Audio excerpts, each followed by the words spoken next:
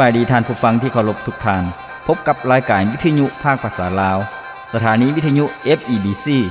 รายการ30นาทีต่อไปนี้หวังว่าจะเป็นประโยชน์ต่อท่านผู้ฟังในการดำเนินชีวิตเมื่อท่านผู้ฟังได้ติดตามรายการนี้ท่านก็จะมีความหวังมีความสุขในการดำเนินชีวิตเชิญท่านผู้ฟังติดตามได้ดังต่อไปนี้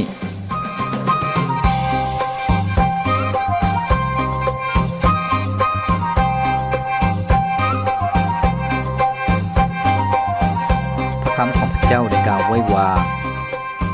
แต่ก่อนอื่นหมดเจ้าทั้งหลายจงแสวงหาราชอาณาจักรของพระเจ้าและความชอบธรรมของพระองค์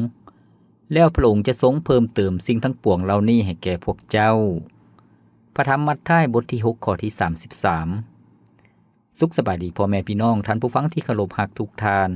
พบกันอีกเช่นเคยกับรายการชีวิตนี้ยังมีความหวังข้าพเจ้าพรประเสริฐผู้ดำเนินรายการยินดีต้อนรับท่านผู้ฟังเข้าสู่รายการของพวกเราซึ่งรายการของพวกเรานั้นได้ออกอากาศทุกๆมื้อทางวิทยุท่านผู้ฟังตั้งแต่ตอนเช้า 6:30 นถึง 7:00 นแล้วก็ตอนแลง 18:30 ถึง 19:00 นท่านผู้ฟังสามารถรับฟังรายการของพวกเราซึ่งอยู่ในคลื่นของชอร์ตเวฟท่านผู้ฟังหากท่านผู้ฟังมีวิทยุท่านผู้ฟังสามารถเห็นตัว S แล้วก็ตัว W นั่นก็คือชอร์ตเวฟ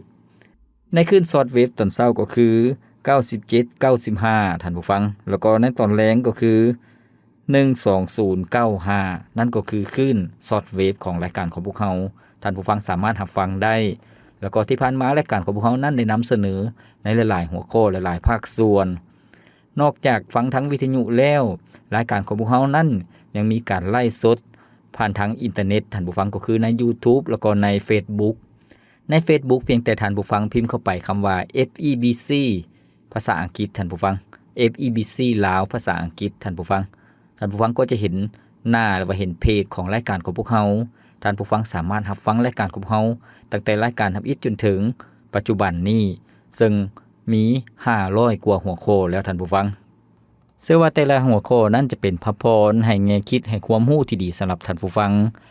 แล้วก็ในปัจจุบันนี้พวกเราได้เรียนรู้มาถึงภาคส่วนคำหนุนใจในหัวข้อต่างๆท่านผู้ฟั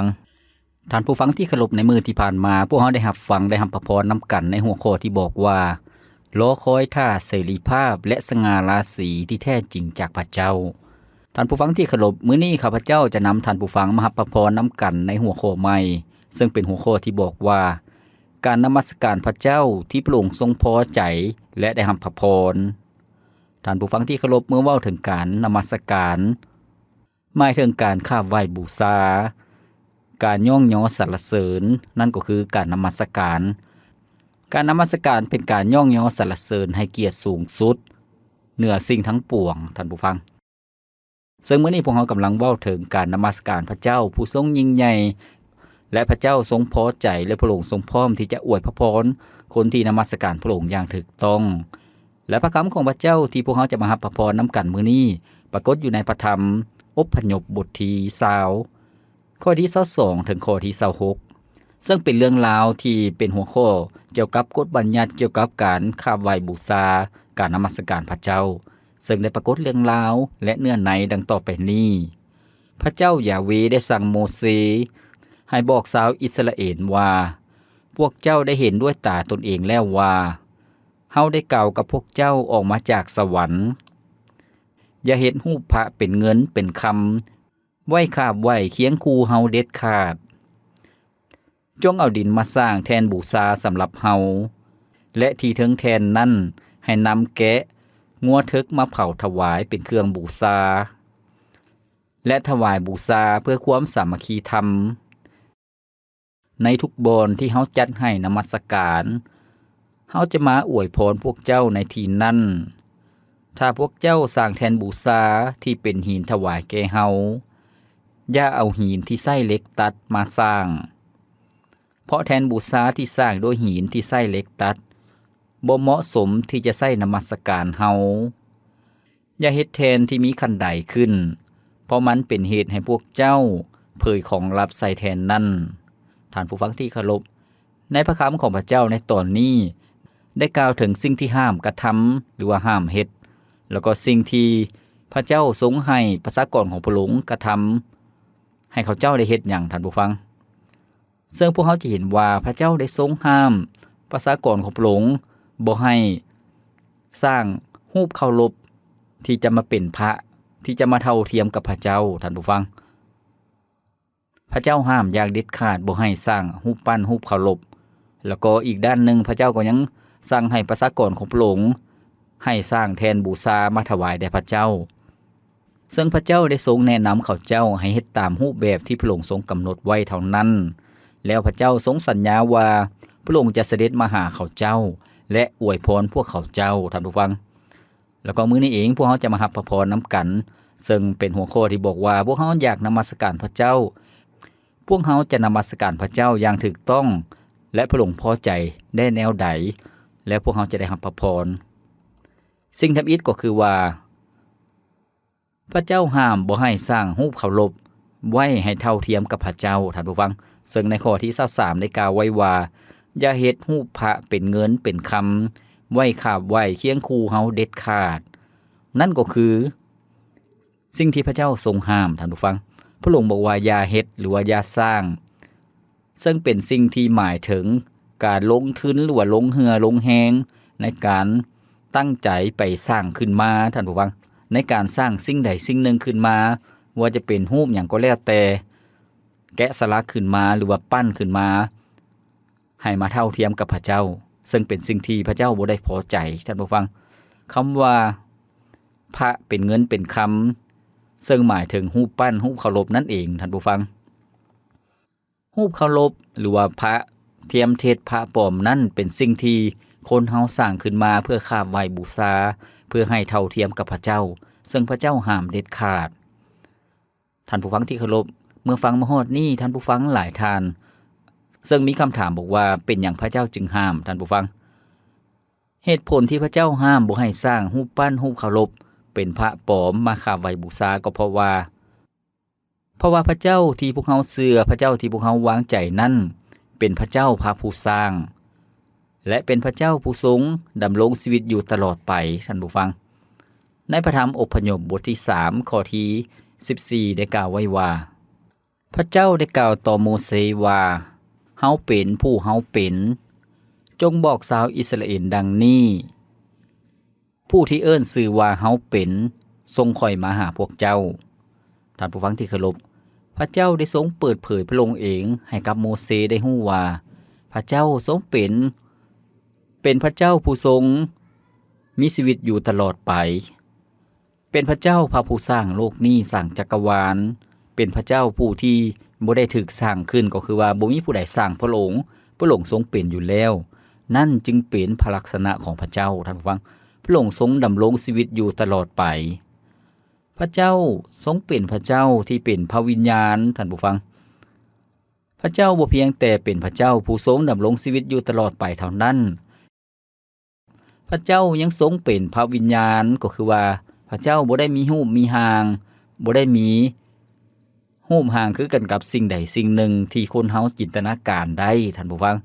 เพราะว่าพระเจ้าทรงเป็นพระวิญญาณก็คือพวกเฮาบ่สามารถสร้างรูปปั้นรูปเคารพแล้วก็ให้พระเจ้าสถิตอยู่ในรูปปั้นรูปเคารพอันนั้นเป็นการบ่ถูกต้อง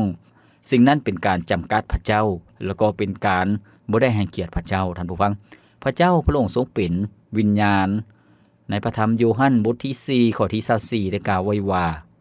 พระเจ้าทรงเป็นพระวิญญาณและผู้ที่นมัสการพระองค์ต้องนมัสการด้วยจิตวิญญาณและความจริงแม่นแล้วท่านผู้ฟังนี้ก็คือพระลักษณะที่แท้จริงของพระเจ้าก็คือว่าพระองค์ทรงเป็นพระวิญญาณพระองค์ทรงดำรงอยู่ตลอดไปดังนั้นคนที่จะนมัสการพระเจ้าต้องใส่จิตใจชีวิตภายในของพวกเขามานมัสการพระเจ้าท่านผู้ฟังที่เคารพนั่นก็คือเหตุผลที่พระเจ้าทรงห้ามบ่ให้คนเฮาสร้างรูปปั้นรูปเคารพมานมัสการแทนพระเจ้าเพราะว่าพระเจ้าทรงเป็นพระผู้สร้างเป็นพระเจ้าองค์ทรงชีวิตอยู่พระเจ้าทรงเป็นพระวิญญาณพวกเฮาบ่สามารถจำกัดพระเจ้าได้พวกเฮาบ่สามารถจำกัดขอบเขตของพระเจ้าได้ดังนั้นท่านผู้ฟังที่เคารพจึงบ่แปลกใจที่บรรดาผู้เชื่อวางใจในองค์พระเยซูเจ้าก็คือคริสเตียนบ่ได้ยุ่งเกี่ยวบ่ได้สนใจเรื่องรูปปั้นรูปเคารพแล้วก็บ่ได้มีส่วนในการคาบไหว้บูชารูปปั้นรูปเคารพหรือว่าพระต่าง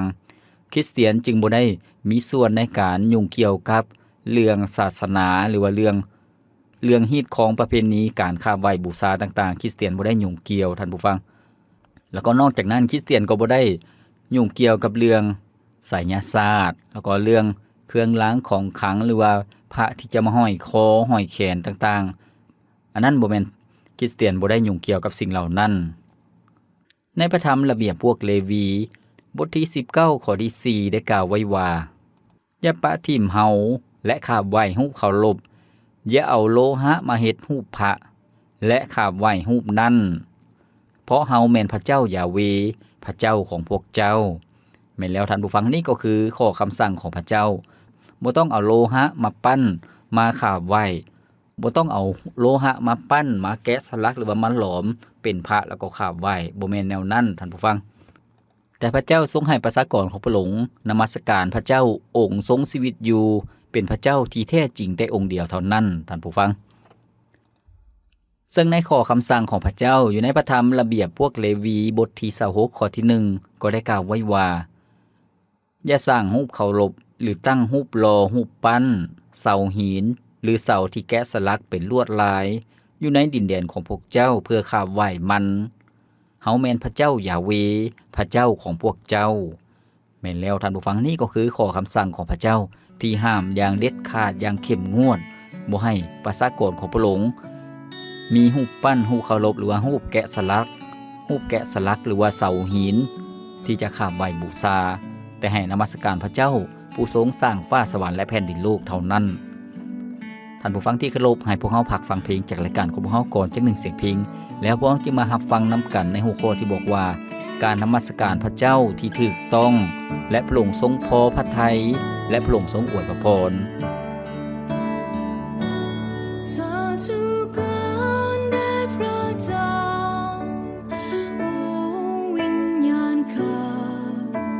จะน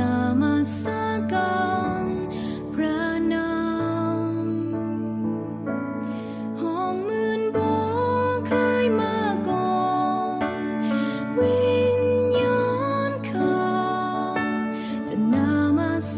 การพระ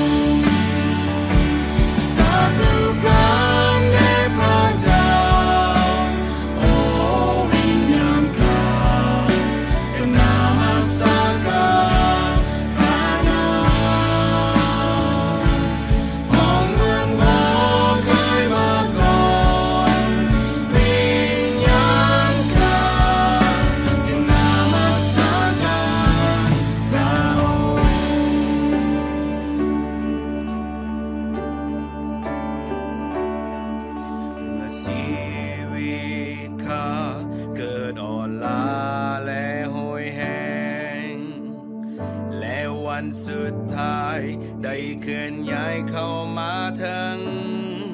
แต่จิตใจข้าห้องสรรเสริญบ่สิ้นสุดหอยวันพันปีและสัวกาลานานเมื่อชีวิตข้าเกิดขึ้นมาและโหยเองและวันสุดท้ายได้เคลื่อนย้ายเข้ามาถึงแต่จิตใจข้าห้องสรรเสริญบ่สิ้นสุดหอยวันพันปีและสัวกาลานานสาธุกล่าวแด่พระเจ้าโอ้วิญญาณข้าจะนมัสการพระนามห้องเงินบ่คืนมาก่อนวิญญาณข้าจะนมัสการเจ้าสาธุกล่าวแด่พระเจ้าโอ้วิญญาณข้าจะนมัสการพระนาม แม่นแล้วให้จิตใจของพวกเฮานมัสการพระองค์มีหลายห้อยหลายพันเหตุผลที่พวกเฮาจะนมัสการพระเจ้าย่องย่อสรรเสริญพระองค์เพราะพระองค์ทรงยิ่งใหญ่เป็นพระเจ้าองค์ทรงแท้จริงเป็นพระเจ้าผู้ทรงหักพวกเฮาทุกคนและฤทธิ์อำนาจของพระองค์นั้นบ่ได้จำกัดดังบทเพลงที่พวกเฮาได้ฟังไปแล้วนั้นท่านผู้ฟังที่เคารพมื้อนี้พวกเฮากำลังรับพระพรนํกันในหัวข้อที่บอกว่า การนมัสการพระเจ้าที่ถูกต้องที่พระองค์ทรงพอใจและพระองค์ทรงอวยพระพรซึ่งช่วงที่ผ่านมาพวกเราได้ฟังนำกันแล้วก็คือว่า พระเจ้าทรงห้ามบ่ให้พวกเราสร้างรูปปั้นรูปเคารพมาแทนพระเจ้าท่านผู้ฟังเพราะว่าเหตุผลก็คือว่าพระเจ้าทรงเป็นพระผู้สร้างพระเจ้าทรงยิ่งใหญ่พวกเราบ่สามารถจำกัดพระเจ้าได้แล้วก็พระเจ้าทรงเป็นพระวิญญาณพระองค์จึงบ่ได้ถูกจำกัดดังนั้นพวกเขาต้องนมัสการพระเจ้าด้วยจิตวิญญาณและความจริงบ่แม่นจำกัดพระเจ้าอยู่ในรูปปั้นรูปเคารพซึ่งสิ่งเหล่านั้นบ่แม่นพระเจ้าเป็นสิ่งที่มือของคนเฮาสร้างขึ้นเท่านั้นท่านผู้ฟังให้พวกเรามารับฟังนํกันต่อในภาคส่วนที่2ก็คือว่าสิ่งที่พระเจ้าทรงให้พวกเฮาเฮ็ดท่านผู้ฟังสิ่งที่พระเจ้าทรงให้พวกเฮาเฮ็ดสิ่งทำอิฐก็คือให้สร้างแทนบูชาสำหรับพระเจ้าท่านผู้ฟังพระเจ้าทรงให้พวกเฮาสร้างแทนบูชาสำหรับพระองค์ซึ่งในพระคัมภีร์เดิมก็คือว่าพระองค์ทรงสั่งประชากรของพระองค์ให้สร้างแทนบูชาตามรูปแบบตามมาตรฐานตามคำแนะนำที่พระเจ้าทรงกำหนดไว้ซึ่งพวกเขาจะเห็นว่าพระเจ้าทรงให้ประชากรของพระองค์สร้างแทนบูชาก็คือว่าบ่ว่าจะเป็นสร้างด้วยดินท่านผู้ฟังพระเจ้าก็ให้ประชากรของพระองค์สร้างแทนบูชาด้วยดินเพื่อจะถวายเครื่องบูชาว่าจะเป็นแกะว่าจะเป็นงัวแล้วก็พืชพันธุ์ธัญญาหารต่างๆให้มาถวายแด่พระเจ้าหากพวกเราเปรียบเทียบใส่ยุคปัจจุบันนี้หากพวกเราเปรียบเทียบใส่ยุคปัจจุบันการสร้างแทนบูชาหมายถึงการนมัสการพระเจ้าด้วยจิตวิญญาณและความจริงท่านผู้ฟังก็คือว่าพวกเราต้องนมัสการพระเจ้าด้วยจิตใจและจิตวิญญาณพวกเราในการนมัสการพระเจ้าบ่แม่นรูปแบบที่เคร่งครัดแล้วก็เข้มงวดแต่ว่าจิตใจนั้นบ่ได้สนใจพระเจ้าเบิ่งคือว่านมัสการพระเจ้าแต่ว่าใจลอยหรือว่าคิดถึงแต่เรื่องอื่นนั่นก็บ่แม่นการนมัสการพระเจ้าที่ถูกต้องพระเจ้าได้ทรงแนะนำประชากรของพระองค์ให้สร้างแทนบูชานมัสการพระองค์ในสมัยก่อนในพระคัมภีร์เดิมก็คือว่าสร้างจากดินแล้วก็สร้างจากหินที่บ่ได้ถูกตกแต่งบ่ได้ถูกตัดให้เป็นรูปแบบที่สวยสดงดงามพระเจ้าทรงให้ประชากรของพระองค์นั้นสร้างแทนบูชาแบบเรียบง่ายท่านผู้ฟังแบบเรียบง่ายก็คือว่าบ่ได้ตกแต่งหยังหากพวกเราประยุกต์ใช้ในปัจจุบันนี้ก็คือว่าพวกเราต้องนมัสการพระเจ้าแบบเรียบง่ายหมายถึงใส่ความจริงใส่ความเอาใจใส่ท่านผู้ฟังแล้วก็มีจิตใจที่ถ่อมตัวต่อพระเจ้ายอมจำนนต่อพระองค์แล้วก็มีความสัตย์ซื่อต่อพระองค์แล้วก็ใส่ความหักพระเจ้ามานมัสการพระองค์ท่านผู้ฟังนั่นก็คือสิ่งที่เรียบง่าย ดังนั้นท่านผู้ฟังที่เคารพความสำคัญในการนมัสการพระเจ้าซึ่งในอดีตก็คือบ่ได้ขึ้นอยู่กับการตกแต่งที่สวยสดงดงามหรือว่ารูปแบบที่ครบถ้วนสมบูรณ์บ่แม่นแนวนั้นแต่พระเจ้าทรงแนะนำตามวิธีการของพระองค์หากพวกเขาประยุกต์ใช้ในยุคปัจจุบันนี้การนมัสการพระเจ้าที่ถูกต้องก็คือบ่ได้เกี่ยวกับการนมัสการที่ยิ่งใหญ่ที่หรูหราท่านผู้ฟังบ่แม่นแนวนั้นแต่พระเจ้าต้องการสิ่งที่อยู่ในจิตใจของพวกเขาก็คือว่านมัสการพระเจ้าด้วยหัวใจของพวกเขาด้วยความจริงใจด้วยจิตวิญญาณของพวกเขามานมัสการพระองค์นั่นก็คือสิ่งที่พระเจ้าทรงต้องการท่านผู้ฟังขอบพระคุณพระเจ้าภาคส่วนที่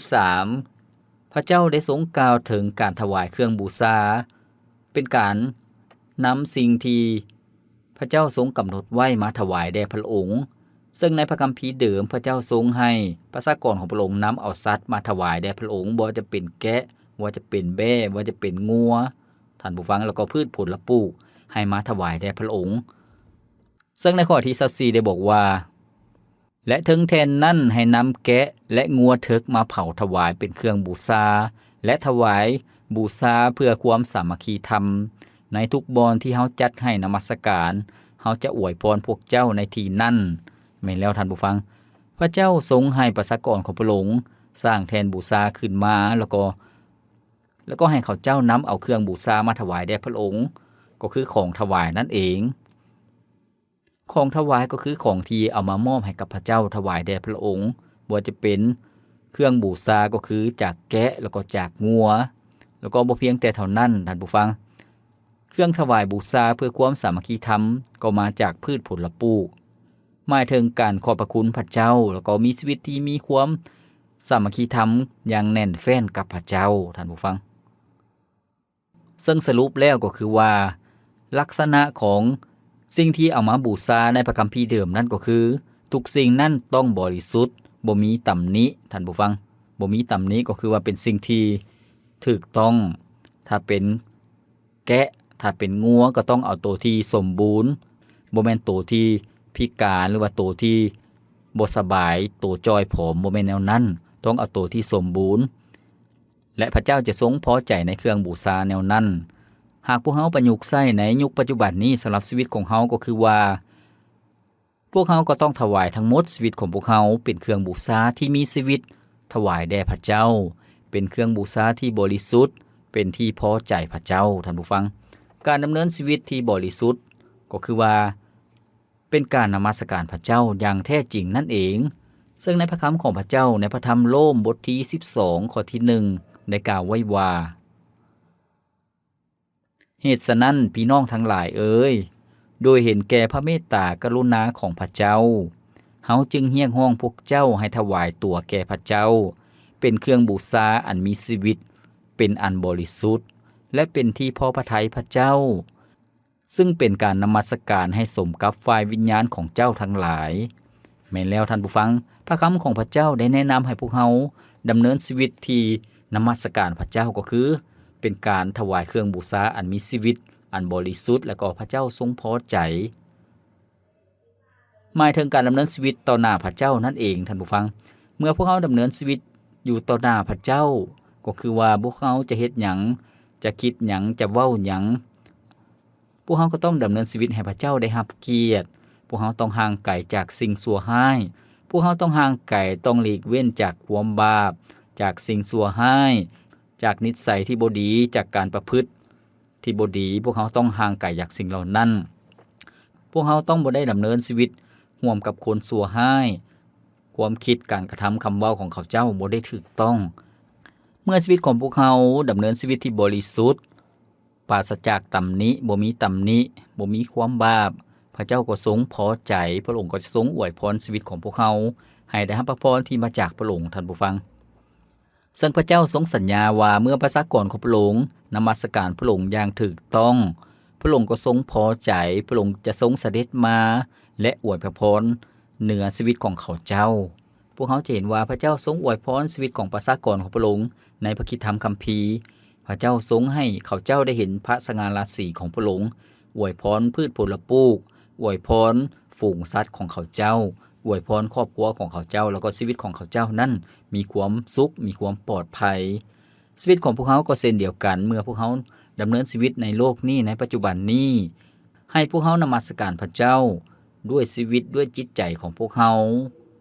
ให้พวกเขาฮู้ว่าพระเจ้าทรงสถิตอยู่ในชีวิตของพวกเขา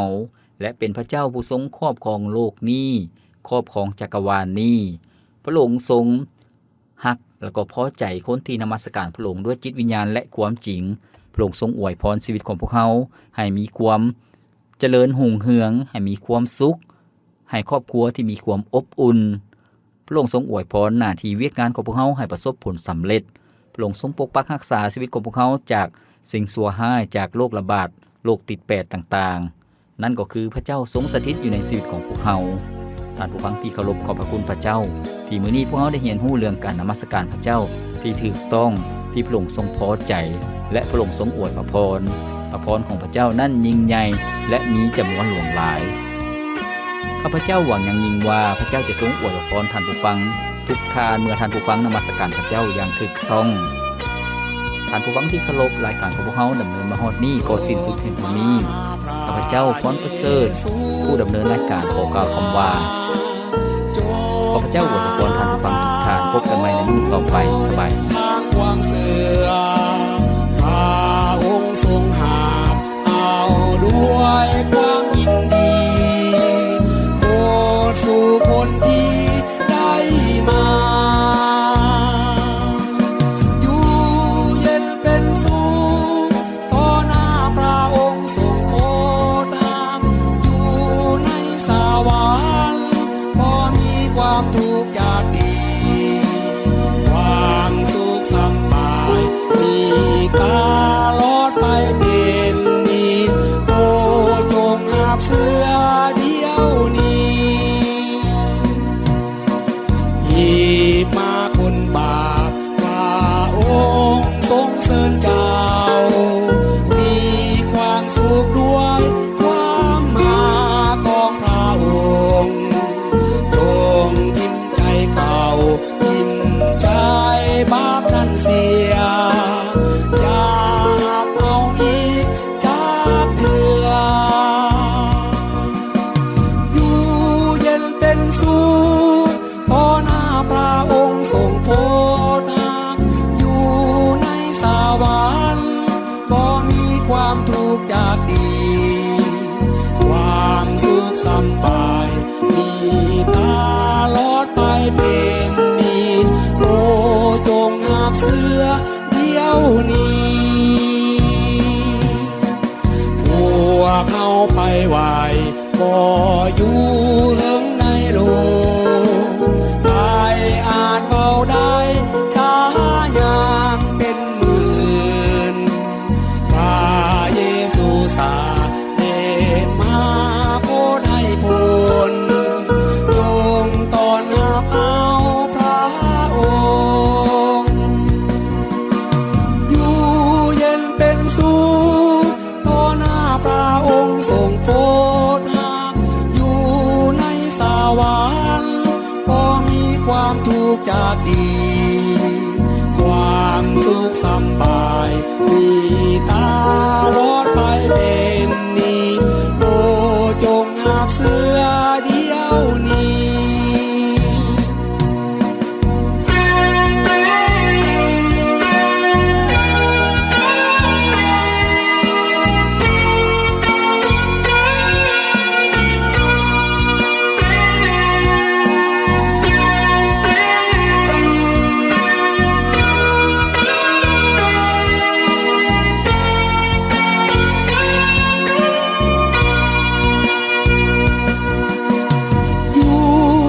เป็นสุขต่อหน้าพระองค์ทรงโปรดนำอยู่ในสวรรค์บ่มีความทุกข์